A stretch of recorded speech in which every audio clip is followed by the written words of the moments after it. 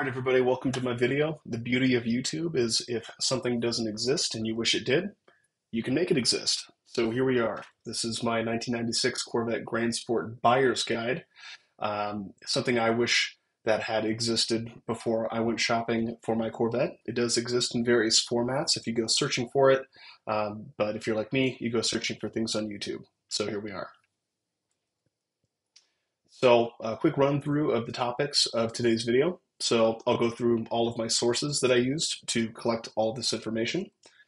I will talk about how to identify a proper Grand Sport, talk about the available options within the year and class of car, talk about some of the common issues to look out for, some of the common modifications previous owners may have put on the car, good and bad, things you may want to consider as well. We'll talk about pricing. What does the market look like as of December 2023? And then we'll wrap it up with some final thoughts. There's a lot of great sources for videos on Corvette information on YouTube and on the internet. Number one is the Grand Sport Owners Registry. It is an absolute must.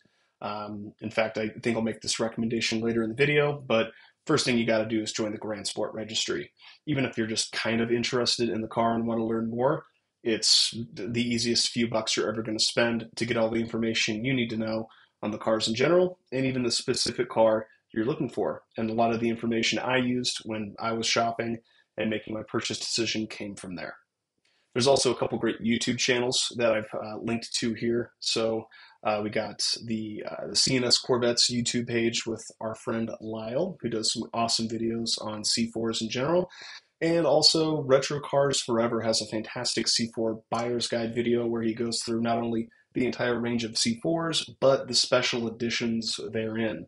And one thing you'll note throughout the video is a lot of the things to look out for on a Grand Sport are similar to all the rest of the 96 Corvettes and even a lot of the later C4 Corvettes. And I'll make sure to point that out as well. So first and foremost, how do you identify a proper Grand Sport Corvette? It's pretty easy. Well, first and foremost, the livery is identical for every Grand Sport. They're all going to look the same in Admiral Blue with the white stripe, the skunk stripe, they often call it, and the red hash marks on the driver fender. But the easiest way to identify a proper Grand Sport is using the VIN number. And all of them are going to have this T560 prefix before the final four digits, which identify the VIN number of the car. You only made 1,000, so you should see T560 and then a number between 0001 and 1,000. And if you see anything else, it's not a Grand Sport. Pretty straightforward. Now, what options were available in the car from new? There's really only a handful. There's 3 that actually matter and 3 that kind of don't. So the 3 that matter are obviously coupe or convertible, interior color, red or black. Now, red interior isn't completely red as pictured here on my car. It's red seats, red seat belts, some door trims, and some trim on the dashboard. But the carpets are black, the cargo area is black, center tunnel's black, things like that. So it's not like blindingly, eye-shockingly red like some of the other C4s you might see. And then finally, there's 3 suspension options. You have your FE1, which is the base suspension, the softest of the 3, the Z51, which is a performance suspension, and the F45, which is an adjustable suspension. Pictured here, it's pretty obvious to tell. It'll have the little dial. And if you've joined the Grand Sport Registry, like I told you, as long as you know the VIN number of the car you're shopping for, you can use the RPO database provided on the Grand Sport Registry to ensure you know which suspension the car came with from the factory. Sometimes the adjustable suspension was swapped out with other non-adjustable shocks because they were pricey to replace. Somebody with a base or performance model may have put in some other aftermarket shocks, so it can be hard to tell visually. So always check the RPO codes on the GSR. Now, 3 options that don't really matter, but I thought were of interest, and literally will conclude the only 6 options available on this car for 1996, was a CD player. So as you can see here, all but 48 of the cars came with CD, cassette, and AM/FM radio as pictured here. I guess 48 of the cars escaped with just AM, FM, and cassette, which I couldn't even find evidence of anywhere. So kind of odd, but there you go. There's also a spare tire delete option. So pictured here, and instead of having a spare tire here below, you would just have this weird metal brace. And you can see 23 of the 1,000 came with the spare tire delete included. And then finally, the tire pressure monitoring system. As you can see, about 50/50. I'll talk more about what that is here in a bit, but you can see pictured over there to the right, these basically little computer chips in a box banded to the inside of the rims. They would all communicate wirelessly to a central unit in the car and would let you know when a tire pressure is getting low. It wouldn't tell you the tire pressure, it would just tell you once it's hit a low tire pressure threshold and throw a warning light. Now, my opinions on these, obviously these three, don't care. In fact, later on, I'm going to suggest, even if you have the tire pressure system, uninstall it, even if you're a purist, and I'll get into why. Um, but yeah, really the main three were from the previous slide: coupe convertible, interior color, and suspension options. All the cars had the exact same engine, which was the LT4, 1-year motor. There's some great videos on what that engine's all about. You can check my dyno video to learn more. And they all came with a 6-speed manual transmission. They all came with the same gearing in the rear. Everything else is essentially identical in the cars besides these 6 things. So how does this break down when we consider the 3 important options I mentioned a few slides ago? So coupe convertible, up at the top there, you can see 810 of the 1,000 cars were coupes. I won't get into all these exact numbers, but kind of what I'd suggest is pick your poison, pick your preference, and then go shopping, right? You can see there's plenty of options for what you might find important for red or black interior in a coupe or convertible. Again, the suspension option, I'll talk about in a bit why that's maybe not super critical. One thing of note is there was no Z71 option on the convertibles. They were all either adjustable or base. Probably because they came with the narrower tires on the back and weren't as performance focused and track ready. So why even offer it? But so you can see here, maybe about 80% of the cars had the black interior, 80% of them were coupes, maybe about 80% of them had either the base or the adjustable suspension, and there you go. So yeah, there's the breakdown. Now let's talk about some known issues on these cars. And honestly, they're all going to be the same known issues on any 96 manual car, or really any 96 Corvette in general, or probably any like 92 and up Corvette. We're all going to kind of share these same known issues. So you don't have to find any Grand Sport specific issue videos. Again, Retro Cars Forever has a great video on it. Lyle from CNS Corvettes has a bunch of things, FYIs and things to know. On things you might run into. So I'll try not to duplicate efforts here. I don't think many of these were listed by either of these sources, but they're all kind of open secrets and should be too much of a surprise. Starting with some of the ones you could probably tackle yourself if you had a little gumption and free time on your hands. Floppy door cards. So I couldn't find any good video examples of what this looks like. I wish I had taken one of my car before I sold it, but such is life. But the plastic ribbing on the inside of the door panels are thin and prone to failure. And when they crack, the door, instead of kind of holding its shape, starts to peel up and it won't stay connected to the door super well, especially near the B pillars. It'll kind of flop out. Not a huge issue. Obviously, it's kind of an annoyance. It might rattle a little bit, especially when closing and opening doors. There's a bunch of different fixes you can find on YouTube. This one from Arizona Perfect I thought was interesting. He plastic welded and reinforced with a bunch of metal mesh. Some people use zip ties. So if you want to spend a day in a six-pack trying to fix a bunch of fragile 30-year-old plastic, there you go. Fixable problem. But really, a lot of these are kind of when, not if problems, because things age, they will break. This wasn't like a specific to any specific VIN numbers. Pretty much all Corvettes are going to have these problems with age. Also, fun fact, my car had all of these issues, literally all of them. So I had a floppy door card on the passenger side. I had both the common HVAC issues. One is that the blender motor will not allow you to just adjust which vents the air comes out of. So you know the problem's apparent when air will only come out of the defrost position, which is the default position of the blender doors, which is the defrost vent on the windshield and the floor vents. I guess the heater vent, the heater arrangement more specifically is what it gets locked to. And if you try to switch it to your face or just your feet or whatever, it doesn't do anything. So no problem. The fix is super obnoxious, but very doable by somebody in their garage who's maybe a bit flexible and patient. And there's some great videos from Batty Electronics on how to remove the module that fails, how it fails. It's basically some vacuum tubes that collapse, and you can go in there and repair them. And there you go. The other HVAC issue is the buttons sometimes are very touch and go as far as how responsive they are. And Batty Electronics actually had a fix for this that I installed, which was a spacer plate that provided kind of some more forward pressure on the buttons that you would press to make sure that it was actually being registered by the circuit board. So both of these are common. I would get in modes where I turned my AC on and then couldn't turn it off or couldn't adjust the temperature. So I had to remove the assembly, disassemble it, add that spacer plate, put it back together, and it was fine. That was pretty easy. The other one is the power antenna.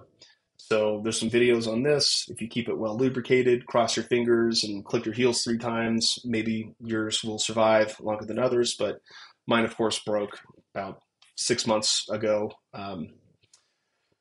Annoying, kind of a obnoxious, labor-intensive fix. I didn't bother with it, but you got to remove the wheel and the wheel well and dig in there and do a bunch of hand yoga to get all the stuff out and fix it. It can fail in a few different ways.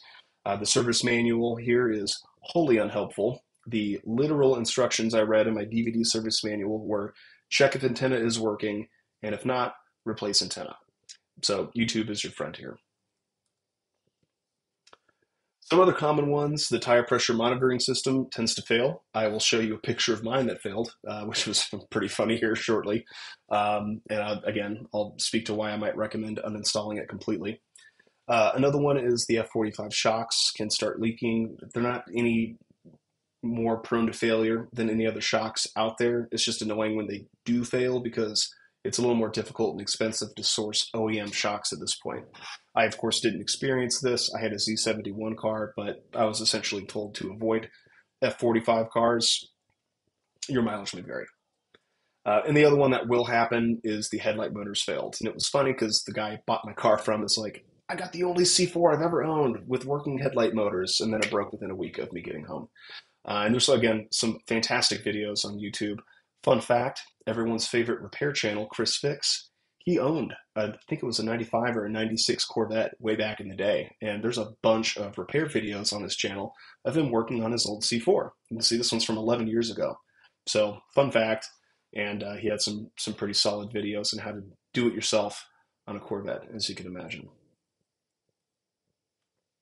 Now, these known issues you probably don't want to get into yourself. Honestly, probably more in the realm of hire a mechanic, but what are you going to do? One, everyone knows it, the OptiSpark. If it works, it works. If it doesn't, it doesn't. But, check for leaks. The OptiSparks in the later cars were vented, but I won't belabor the point. OptiSpark. Another one that you may not think about is steering wheel slop. So I have a fun video of it down in the corner there that will play towards the end of the slide. And I'll speak to that once the animation plays. And then the intake manifold gaskets, these are common failure points. Pictured up in the top right are my intake manifold gaskets and all the oil crap that was blowing through. I guess when they created the gasket, there's only gasket material in the middle of the intake manifold gasket. In the front and the back of the gasket from the factory, they used RTV. And it's very common for them to fail in the front or the back. And that's what happened to mine. And then also kind of the big gotcha, and it's only if you have the VIN numbers listed below. There's a roller rocker arm recall. And again, if you're a member of the Grand Sport Registry, you can go look up the car's VIN and check all the warranty work that was done on the car. Pretty cool. I don't know who they bribed at GM to get all this, but you can see a table right there. I don't know how to point. There. And that's of my car. And you can see right there, I think it's third from the bottom at around 600 miles, warranty work was performed. Cool. So just make sure that's been taken care of by signing up for GSR.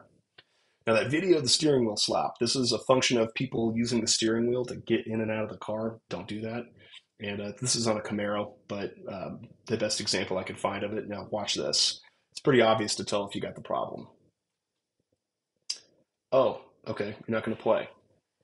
Let me click on you. There we go. Oof. Yeah, that's not fun. All right, I'm going to get through my crap again. Sorry.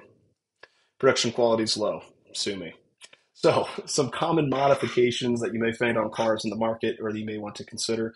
One is the pretty common CAGS, computer aided gear shift, skip shift eliminator. So, this is common on a bunch of cars to hit gas mileage regulations. It forces you to go from first to fourth based on throttle input. And you can bypass that with like a $20 eBay part. My car had it. The light in the dash still shows up, tell you to go to 1 to 4. You can ignore it.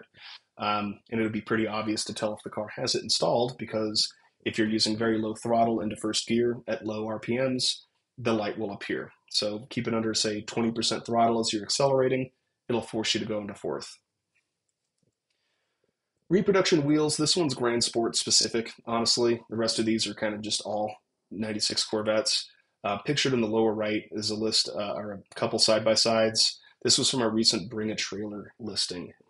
Somebody had posted the car with the reproduction wheels. Somebody called him out in the comments. The owner was playing dumb. Oh, I don't think they're reproductions. They are. Big red flag if the seller is being very disingenuous about something as simple as the wheels. Makes you wonder what else they may be playing dumb about.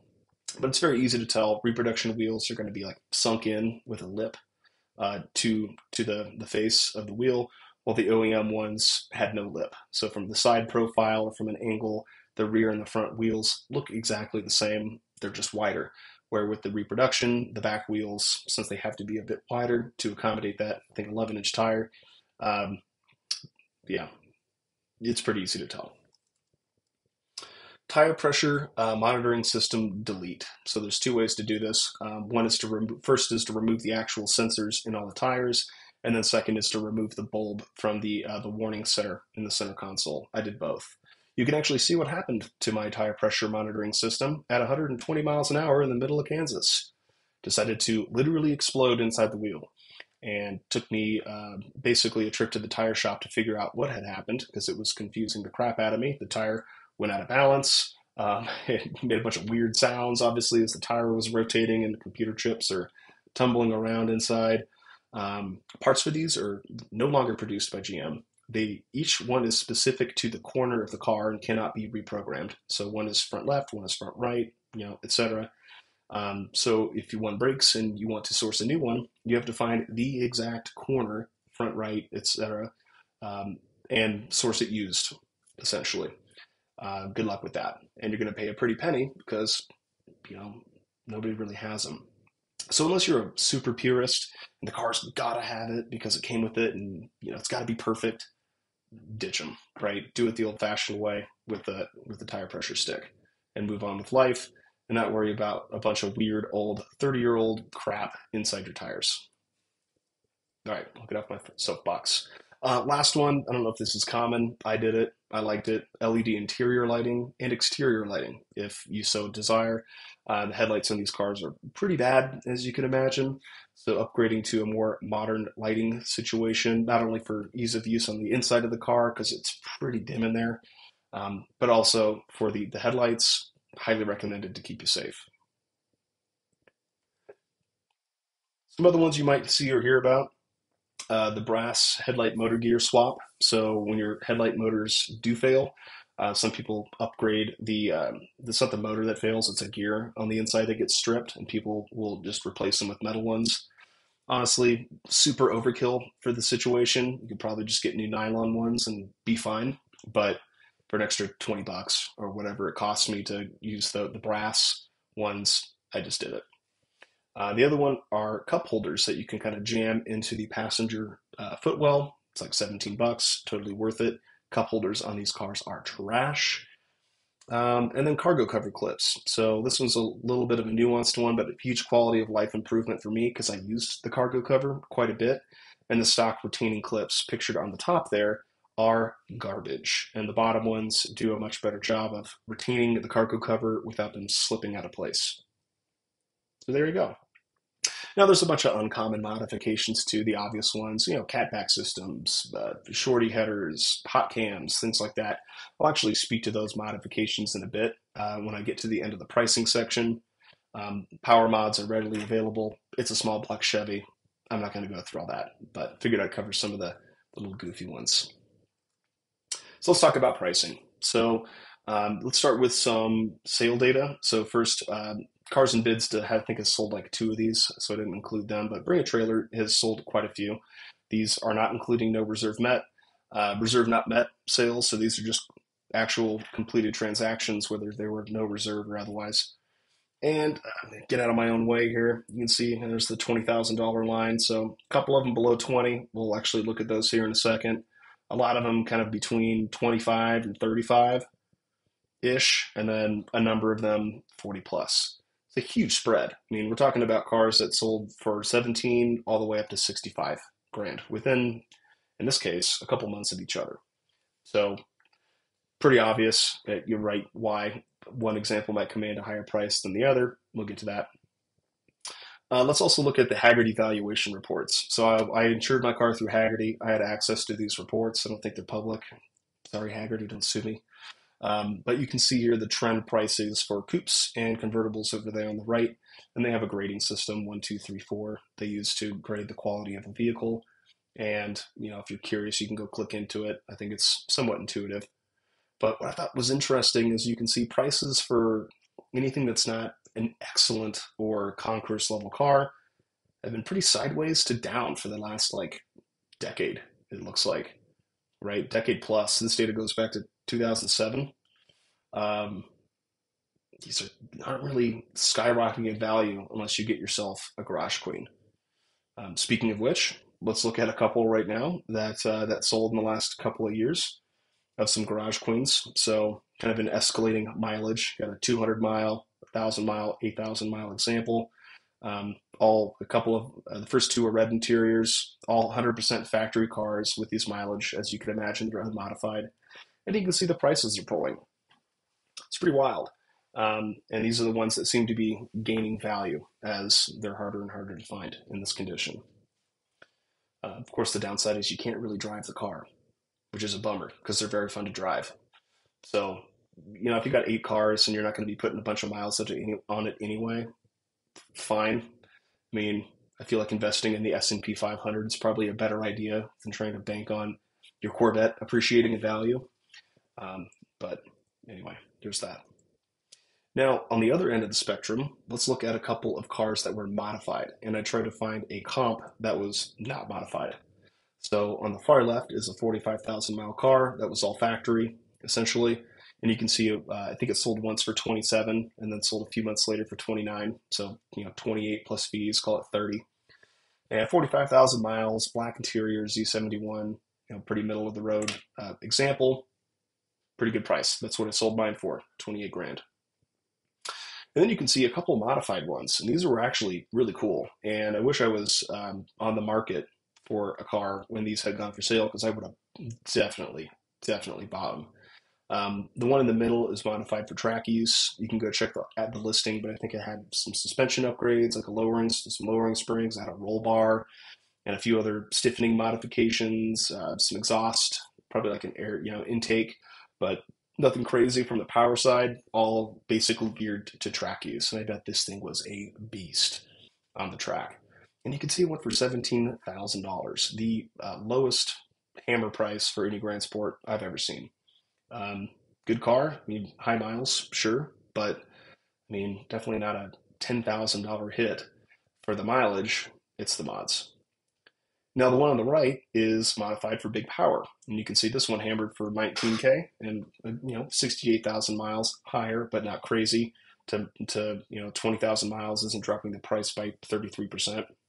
But this was modified for big power. It had the GM factory LT4 hot cam, shorty headers. I think it had gearing and a few other things. But other than that, it was just all big power mods, which, if I had FU money, that's what I would have done to my car. And I was, again, kind of bummed that I missed this one out by a year and a half because I would have snapped that up for 19 grand. Are you kidding me? So moral of the story, I guess, is if you want to modify your Grand Sport, buy one that's already been modified. You're going to save money on parts and you're going to save money on the purchase price because The purists are going to undervalue those modified cars for not being factory. All right, promise we're getting to the end here. Final thoughts. First things first, join the Grand Sport Registry before you go shopping. Just do it. It's like, I'm about to upgrade to a lifetime membership because I want to stick around and be involved, but it's like $70, something like that. Worth it, right? Get in there, get all the details on your exact car, and look at the RPO codes and the warranty work that's been performed, and mileage and accident history, and blah blah blah. It's pretty great, and it's also a pretty good community with a buyer's guide and a bunch of other great documentation you can reference when you're out shopping and once you're an owner. Some great fix-it guides and access to their forums and newsletters and things like that. It's a pretty cool group.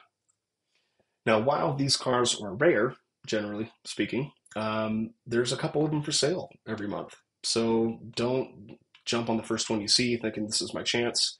Be patient, but be ready to buy. Wait for the car that you want from a price, from a spec, and from any potential modification standpoint. Hold pat, right? Save your money, wait for the right one, and when it comes, be ready. Now, I actually sold my car on Corvette forums to another member there. So something to keep in mind, it's pretty obvious to go check Auto Tempest. Keep an eye out for listings on eBay and on cars.com and stuff. Of course, check the auction websites. I have alerts set up for bring a trailer, cars and bids, just out of curiosity as cars came up for sale. But check forums. It's a good place to maybe source a vehicle and maybe find somebody who's going to be a bit more open and transparent about the car, since they have an entire post history attached to their for sale ad. So yeah, just thought I'd add that in. Also, be aware of replica Grand Sports. They're pretty easy to spot, obviously. Check the VIN, but they're out there. Some people also just call their car a Grand Sport because it says Grand Sport on the engine. I think it's less common nowadays. Most people know what they're talking about. But also ask about any known flaws. Many of these things we talked about are when, not if. These cars get old, even if they have low miles. Plastics are going to age and get brittle and break, things like that. And if the person says, oh yeah, the car's got no problems, red flag. If they say the car's had problems and they've been addressed, that's fine.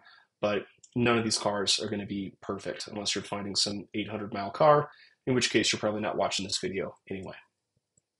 Get a pre-purchase inspection. That would be the last thing I recommend. I bought mine sight unseen on auction.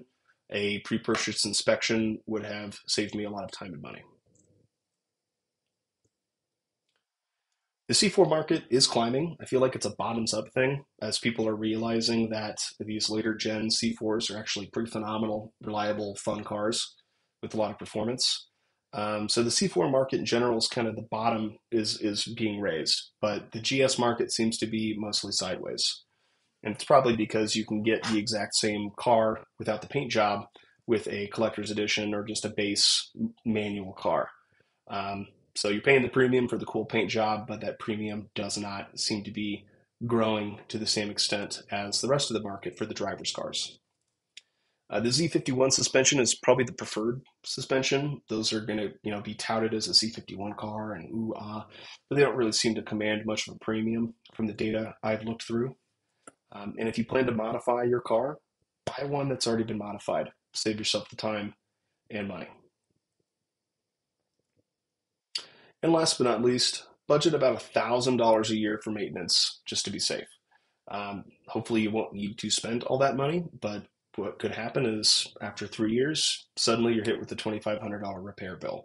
And so it's, have that kind of in your mind, call it $100 a month to save away in your piggy bank in case something really blows up. But these cars are mostly pretty reliable if you take care of them.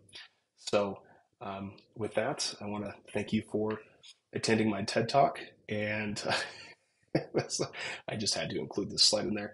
Thanks for attending my TED Talk on Corvette Grand Sports, and I'll let you get back to your day. Take care.